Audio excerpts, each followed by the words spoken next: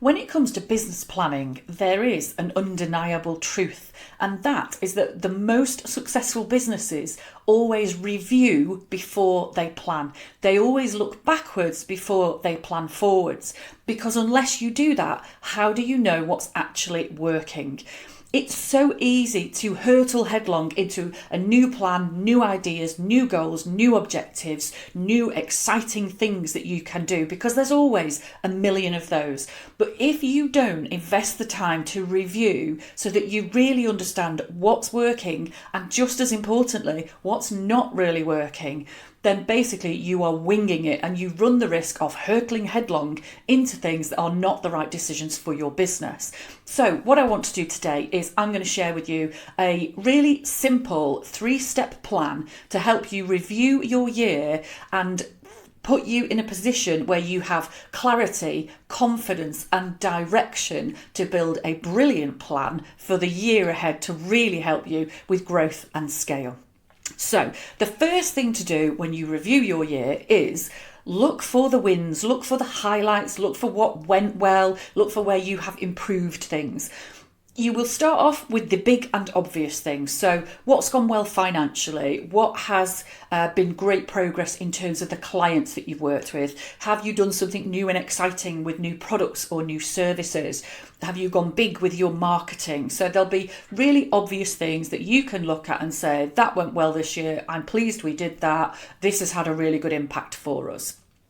But what you also then want to do is dig under the skin of that a little bit more and look for the smaller things that have actually had a long-term positive impact. So, did you do things like create clearer boundaries, whether that's with your team, with your customers, might be with your family or friends?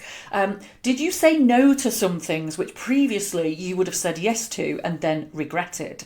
Have you got better at following up with prospects or sending clearer proposals or something like that? Have you got better at the conversations around whether somebody wants to work with you?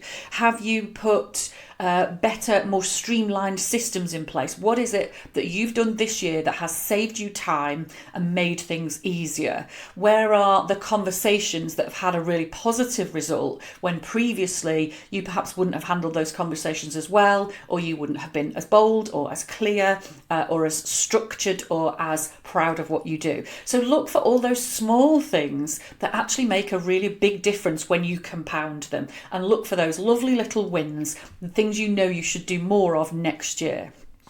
The second thing to look for is the lessons learned. Now, it's really important here that what you don't do is try to beat yourself up, tell yourself off, complain about all the things that didn't go well.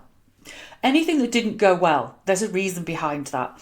And what we're looking for is the reason. If you find the reason or find the lesson, then this will help you in your business and then you will evolve and grow. If you just beat yourself up, then basically you're just wallowing and you won't actually move forward. So for anything that didn't go well, just think about how could you have done that differently? What could you have done to make it go better? Think about places where you wasted too much time. How would you do that differently? Think about things like blockages or sticking points or difficult parts of the business and what you would do differently next year to make those things smoother, faster, easier, more profitable. Think about areas of the business that perhaps have been too expensive and what you could do to make that a better return on investment next year. So just think about all those things. Anywhere you held yourself back, where did you play small? Where did you procrastinate, faff, or just stop yourself from pushing forward and grabbing the opportunities? What opportunities did you miss this year? So there's loads of really, really good stuff in there. And actually you can make that very positive because it's all about potential for next year. And then the third thing you need to do is turn this into a really simple summary that you can then feed into your growth plan. And you might make that as simple as a couple of columns or a couple of pages, and one of them says do more and one of them says do less. So the things where you say this has gone really well this year, great, let's repeat that, let's expand it, let's do more of it. Make sure you capture all of those.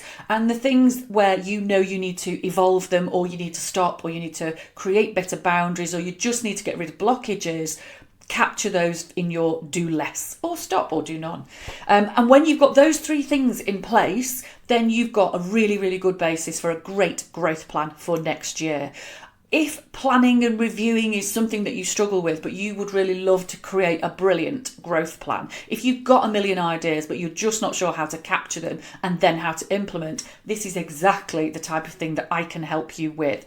We can either do that as part of one of my public planning workshops. We could do it as regular ongoing support where I can hold your hand or kick your jacksie, or you can just book in for a one-off planning session with me. So just get in touch with me at taylory.co.uk and let's have a chat about how I can help you review your year and then build an awesome growth plan.